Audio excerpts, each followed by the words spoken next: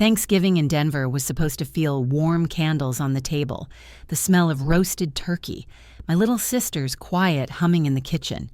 Instead, my father set down his fork, looked me straight in the eye and said, "Elena, you need to leave." For a second, I thought I'd misheard him. I froze fork halfway to my mouth. My mother's gaze darted away. My brother Caleb stared at his plate, pushing mashed potatoes around as if they might swallow him whole. "This is our thanks for your little support," my dad added, shaking his head. Little support? I'd been living here for months, paying for groceries, covering the internet bill, even putting gas in their car when they were short. But in that moment, I knew this wasn't about groceries or bills. This was about something else, something we'd argued over just days ago, and it was about to get ugly. I stared at Em. "You're not pulling your weight," he said, his voice calm, almost bored. I let out a sass. I wanted to list every bag of groceries I'd bought, every bill I'd covered, every time I'd swiped my card when they were short at the gas station. But what was the point? My mother finally spoke, her voice quiet, almost rehearsed. "Elena family supports each O." It stung because that was exactly what I had been doing, supporting them, carrying them, Eve. I set my fork down and leaned back. And what exactly have my father's eyes narrowed the conversation ending in his mind? The words landed like a slap. And then it hit me, this wasn't about rent or chores or the gross. They had asked me to pay for a vacation. Not just a weekend getaway, but a full-blown luxury resort in Key West Flight's hotel, the works. At first, I'd laughed, thinking they were kidding, when I realized my dad's face had gone dark. My mom had given me a look like I'd just spit in her drink. Ever since then, the air in the house had been different. Less talking, more slam doors, and now on Thanksgiving, they were cutting me loose. I pushed my chair back, the legs scraping hard against the floor. "Fine, I'll go. But I'm done paying for anything. Groceries, bills, gas done," my father smirked. "Go ahead. See how long you last on your own." I glanced at Caleb and my little sister Lila. Neither looked up. I knew they wouldn't say a word. That night, I packed everything I owned, which, as it turned out, wasn't much. I hadn't really unpacked when I moved back in. It had always felt temporary, like I was just waiting for the next chapter to start. I found a tiny apartment in Aurora. The walls were thin, the paint chipped, and the faucet dripped no matter how tight I turned it. But it was mine. For the first time in months, my paycheck stayed in my account. No surprise. "Can you cover this?" Text no. Being guilt tripped into paying for takeout. I could buy myself a coffee without thinking about how much the electric bill was going to be. The first few nights, the quiet felt strange, too quiet. I kept expecting my phone to buzz. My mom checking in my sister, asking if I wanted to hang out, but the screen stayed dark. It hurt more than I wanted to admit. They had cut me out completely, like I'd never been there. And maybe I should have been angry. Maybe I should have been relieved. But mostly, I felt empty. Still, I told myself this was for the best. I didn't need the constant tension, the passive-aggressive comments, the unspoken expectation that I'd fix every financial hiccup they had. This was a fresh start, my own place, my own life. Or so I thought, because exactly 1 month later, my phone rang and the name flashing on the screen was the last one I expected to see. The screen lit up with one word, Mom. I just sat there staring at it, my fork hovering over a container of leftover Thai takeout. My first thought was, why now? They hadn't called, not once. No. How's your new place? No. Are you doing okay? Nothing. Huh? The last words my father said to me were basically, don't let the door hit you on the way out. I should have let it ring. I should have let it go to voicemail. But something about the timing, a whole month of silence, made my stomach twist. I swiped to answer. Hello. For a second, all I heard was background noise, muffled voices, the clatter of something metallic. Then my mom's voice came through, softer than I remembered. Elena, we need your help. I almost laughed. What's the matter? Out of Wi-Fi grocery store, closed early. Silence. Then she said, it's Caleb. My chest tightened. What about him? She hesitated, and I could hear my dad's voice in the background, low and sharp. She covered the phone for a second, then came back on. He lost $25,000. I blinked. He what? He gambled, she said quickly, as if saying it faster would make it less insane. I pressed a hand to my forehead. How does a 20-year-old even get $25,000 to gamble? Another pause. He borrowed it. The room seemed to shrink around me. From who a bank? Not exactly. My mind jumped to the obvious. You mean loan sharks. She didn't answer, which told me everything I needed to know. And when does he have to pay this back, I asked. End of the week. I exhaled hard. And let me guess you have nothing. We're already maxed out on the credit cards, she said, her voice cracking. We don't even have enough for next month's rent. I leaned back in my chair, staring at the ceiling. It would have been so easy to say no. Not my problem. Figure it out yourselves. After all, these were the same people who kicked me out like trash on the curb. But Caleb, he was my brother. And as much as he could be an immature pain in the ass, if he owed $25,000 to the wrong people, this wasn't just a learn-your-lesson situation. This could get dangerous fast. I can cover some of it, I said finally. I heard her let out a breath like she'd been holding it the entire call. Thank you. Elena, don't. I cut in. I'm not doing this for you or Dad. I'm doing this so Caleb doesn't end up in a hospital or worse. And he's going to pay me back every cent. Of course, she said quickly, almost too quickly. I didn't believe her. But I also didn't care at that moment. I grabbed my coat and keys, the November rain tapping at the windows like impatient fingers. The drive back to my parents' house felt surreal. The streets glistened under the streetlights, and a few houses still had their Christmas decorations up from last year, even though it was barely December. When I pulled into their driveway, my stomach tightened. Part of me wanted to throw the car in reverse and head home, but I stepped out, crossed the wet sidewalk, and before I could even knock, the door opened. My mother stood there looking tired, older somehow.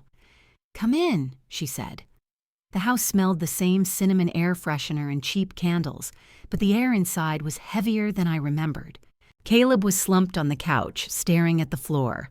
My dad stood by the dining table, arms crossed, wearing that same look from Thanksgiving. Nobody said a word. And in that silence, I realized this wasn't just going to be about the money.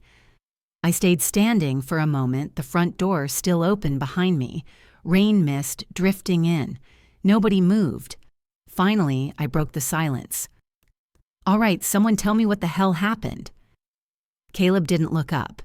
My mom sat next to him on the couch, her hand on his back like he was 5 years old and had just scraped his knee. My dad was the one who spoke. Your brother was an idiot. That's what happened, Caleb finally mumbled. I didn't mean for it to get this bad. I stepped closer. How do you accidentally lose $25,000? He let out a shaky breath. It started small, a couple hundred on this online poker site. I won big at first, so I kept going. Then I lost, and I thought I could win it back. But you didn't have $25,000 to lose. I snapped. So where did you get it? Caleb hesitated, glancing at our dad like he was silently asking for permission. My dad sighed. He took out a loan. Something about the way he said it made my stomach twist. What kind of loan? My mom's voice dropped to almost a whisper. Not a bank loan. I stared at her. So what? Some backroom loan shark. Her silence was answer enough. I pressed my fingers to my temples. Jesus, Caleb. Do you have any idea what these people do if you don't pay them back? I know, he said quietly. I just thought I could fix it before it got this bad. I turned to my dad. And when exactly is he supposed to pay this back? End of the week? He muttered. I let out a humorless laugh. So you have 5 days to come up with 25 grand and you're already maxed out on credit cards. Perfect.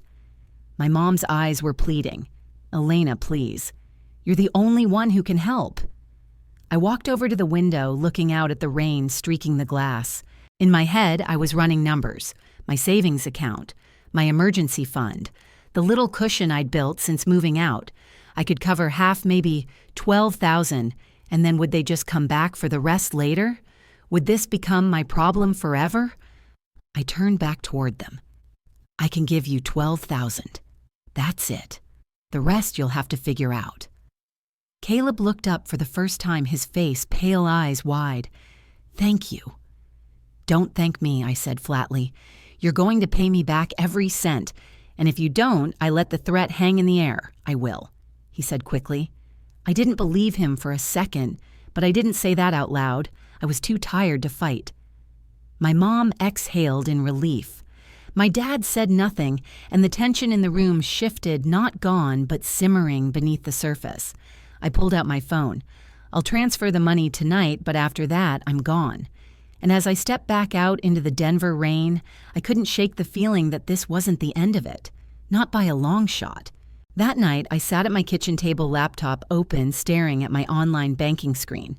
$12,000. It wasn't everything I had, but it was close enough to make my stomach knot. My fingers hovered over the keyboard for a long time before I finally hit send. The confirmation email popped up. The money was gone. I told myself it was the right thing to do. Not for my parents, they'd never appreciate it, but for Caleb. Because as stupid as his choices had been, I didn't want to see him get hurt. An hour later, my mom texted, "Got it, thank you." No emojis, no warmth, just those 4 words. The next morning, I woke up feeling lighter. Not happy exactly, but relieved that the crisis was handled. Days passed, then weeks, and for the first time in months, my phone stayed silent. No frantic calls, no guilt trips. I went to work, came home, made dinner in my little kitchen. The quiet was strange, but not unwelcome. I'd almost started to believe that maybe helping them had closed some invisible chapter between us, that the worst was behind me. 4 weeks after the transfer, I decided it was time to check in. Not with my parents. God, no, but with Caleb. I wanted to see if he was making any effort to pay me back. I dialed his number. It rang 4 times before he picked up. "Hey," he said, his tone casual, like I'd called to chat about the weather. "Where's my money?" I asked. No small talk. There was a pause. "I don't have it yet." I gritted my teeth. "Caleb, you said you'd start paying me back right away. It's been a month. You could have at least sent me $20 just to show you're trying." "I will," he said quickly. "I just need more time." "More time," I scoffed. "You had time to dig yourself into a hole. You should be sprinting to climb out of it." He went quiet. I could hear faint noises in the background. Video game sound effects. "You're screwing around, aren't you?" I said. "No, I don't care about excuses. I cut him off. I bailed you out. I didn't have to, but I did. And now you're acting like this is optional. It's not like that." He said, defensive now. "Things have just been hard." I let out a bitter laugh. "Things are about to get harder if you keep this up." There was nothing but silence on the other end.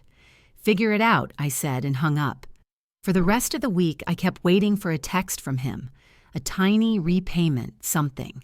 Nothing came. By the weekend, I'd made up my mind if Caleb wouldn't pay me back. I was going to find another way to make him and the rest of them feel the weight of what they'd done.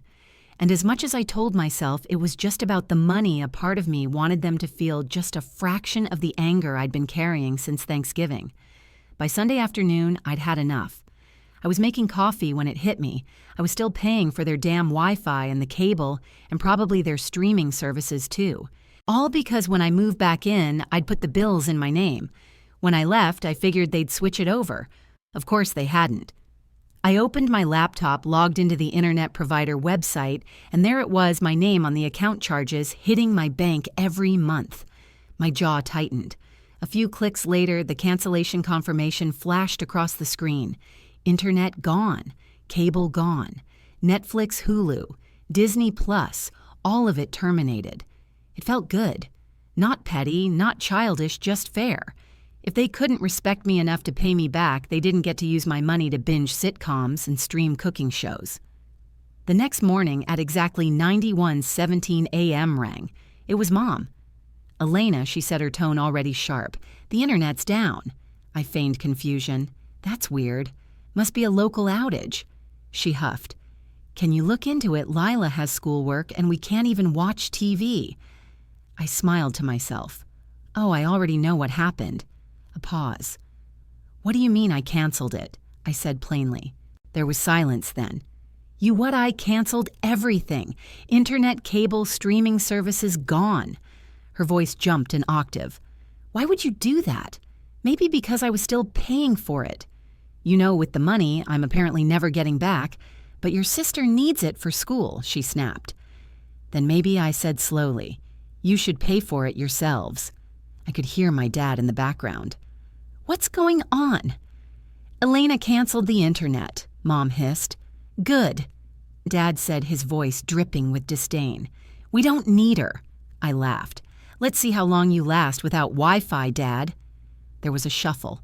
Then his voice came through the line, sharp and low. Listen, you little... I hung up before he could finish. For the first time in a long while, I felt in control. This wasn't revenge for the sake of revenge. It was about boundaries, about saying no more. But deep down, I knew my family. I knew they wouldn't just take the loss quietly. They never did. 3 days after I cut them off, I came home from work and immediately knew something was wrong. The hallway light was on. I never left it on. My stomach tightened as I slid my key into the lock, except the door wasn't locked. The knob turned easily. I froze. I always locked my door. Always. I pushed it open slowly. The smell hit me first, dust and something faintly metallic like old coins. Then I saw it. The living room was a disaster. Couch cushions tossed to the floor, drawers yanked open, clothes spilling out. My coffee table was flipped on its side and my TV gone. My heart pounded as I hurried to my desk. The laptop I used for work gone too. A couple of boxes in the corner had been ripped open. Contents scattered. This wasn't a random break-in. They didn't take my jewelry or the little cash I kept in the kitchen drawer. They took my electronics, the things they could pawn quickly. My throat went dry. I already knew who had done it. It wasn't some stranger. It was them. I grabbed my phone and dialed 911, my hands shaking. The police officer who showed up was a middle-aged man with tired eyes. He took one look around and started jotting notes. Any suspects, he asked. I think it was my parents and my brother, I said. Without hesitation, his eyebrows lifted. Family, yes. They kicked me out last month. Things haven't been great since then. I told him about Thanksgiving, about the loan sharks, about the $12,000, about cutting off the internet. When I finished, he just nodded slowly. You want to press charges? The question hung in the air. Part of me hesitated, not because I doubted they did it, but because pressing charges would make it real. This wouldn't just be family drama anymore. It would be legal, permanent. But then I thought about my dad smirking at me across the dinner table, my mom's quiet manipulations, Caleb promising to pay me back and then blowing me off. And now this. I straightened my shoulders. Yes, I do. The next day I was at work when my phone rang. Mom, I answered. What do you want? What did you do? She demanded, her voice practically shaking with rage. You broke into my apartment and stole my stuff, I said evenly. What did you think was going to happen? It wasn't a big deal. I cut her off. You just taught me a lesson. Took what you thought you were owed. There was a pause. Then her voice softened in that way she thought could still guilt me. You didn't have to call the cops, Elena. I laughed, cold and humorless. Oh, so when I help you, I'm family. But when you rob me, I'm supposed to let it slide. It wasn't robbery.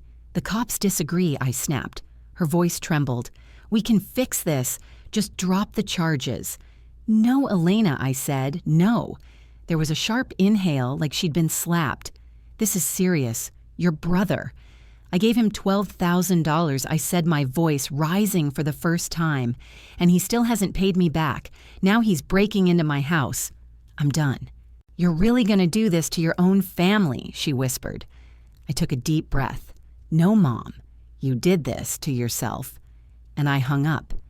2 days later, the police called. They'd found my TV and laptop at a pawn shop in downtown Denver. The seller's name on the receipt, Caleb Miller. It was all they needed. Caleb was arrested for burglary. My parents were charged as accomplices. I didn't go to the hearing. I didn't need to. The evidence was airtight pawnshop records security footage. Caleb pleaded guilty, probably hoping for leniency. My parents tried to claim they didn't know what he was doing. No one believed them. They all got probation, no jail time. But now they had criminal records.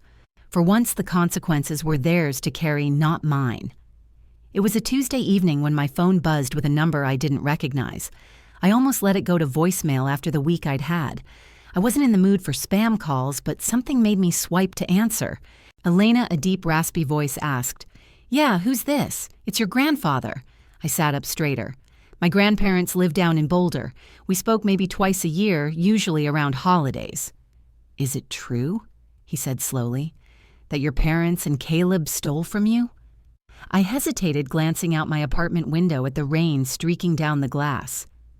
"Yes," I said finally. "It's true." There was a long pause. When he spoke again, his voice was colder. "They will regret it." I didn't ask what he meant. I didn't need to. I never found out exactly how it happened. Maybe my grandparents confronted them directly. Maybe they just cut them off without warning. But the fallout was immediate. No more covering the rent when Dad's hours got cut.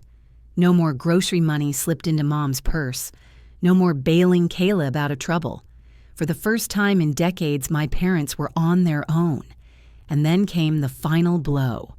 A week after that call, I came home to find an envelope taped to my apartment door. Inside was a cashier's check, $12,000, the exact amount I'd given Caleb. There was a note written in my grandmother's careful handwriting. "We don't want you to carry that burden. You acted with more integrity than anyone else in this family. This is not for your parents. This is for you." I read it 3 times, the words sinking in, like sunlight after a storm. When I called to thank them, my grandmother was the one who answered. "You've done more for them than they ever deserved," she said. "We're proud of you, Elena." I swallowed hard. It doesn't feel like something to be proud of. It just feels sad. "That's because you still care," she said gently. "And that's not a weakness. But you can care and still protect yourself." Her words stayed with me long after the call ended. A few days later, Caleb texted me, "Sorry about everything." That was it. No explanation, no offer to make things right. Just 6 hollow words that probably took him 10 seconds to type. I didn't reply. I didn't need to because for the first time in years, I felt like I wasn't tied to their chaos anymore. The money in my account wasn't just repayment. It was proof that someone in the family saw what had really happened. Proof that I wasn't crazy or overreacting or too sensitive.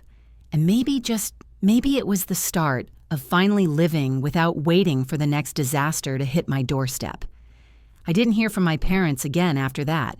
Not a call, not a text, not even one of those passive-aggressive Facebook posts my mom liked to write when she wanted to make herself the victim. And honestly, the silence was a gift. For so long, I'd been tangled in their mess, fixing problems I didn't create, emptying my savings to plug the holes they kept poking in their own lives. I thought that was what family was supposed to do, but helping them never meant we were closer. It just meant they took more. I started noticing little things in my daily life, my paycheck stretching farther, grocery shopping without calculating how much extra I'd need to help out somewhere else. Even the air in my apartment felt different, lighter, freer, like the walls had stopped closing in. It was strange, though. There were moments when I'd reach for my phone, almost out of habit, ready to check if they needed anything. Then I'd remember they weren't my responsibility anymore.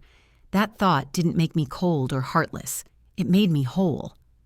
One Friday night, I walked through downtown Aurora, the streets buzzing with the glow of storefronts and the smell of late-night food trucks. I stopped at a coffee cart, ordered something I used to call too expensive, and sat on a bench, watching the rain gloss the pavement. I thought about the Elena who moved back in with her parents months ago, the one who felt like she had to prove her worth by paying for everything. The one who thought family helps family meant sacrificing herself over and over again. That Elena was gone. Not because I'd stopped caring, but because I'd learned the difference between helping and enabling. If they ever got into trouble again, and I knew they would, it wouldn't be my problem. I wouldn't be the safety net, the emergency fund, the silent rescuer they could count on to bail them out without question. They'd have to live with the choices they made, just like I'd learned to live with mine. And maybe somewhere down the line they'd understand what they lost. Not just the money, not just the services, but me. But I wasn't going to wait around for that realization. A week later, I deposited my grandparents' check. It didn't erase what happened, but it closed the loop. That money was no longer hanging over me like some unspoken debt, and neither were they. When I saw my balance afterward, I smiled not because of the number, but because every dollar in that account was mine. No strings, no guilt, no one waiting in the shadows with their hand out. I don't know what's next for them. I don't plan to find out, but I do know what's next for me. A life built on my own terms with my own rules, where my worth isn't measured by how much I'm willing to sacrifice for people who'd never do the same for me. And if that makes me selfish, good, because I'd rather be selfish and free than generous and broken.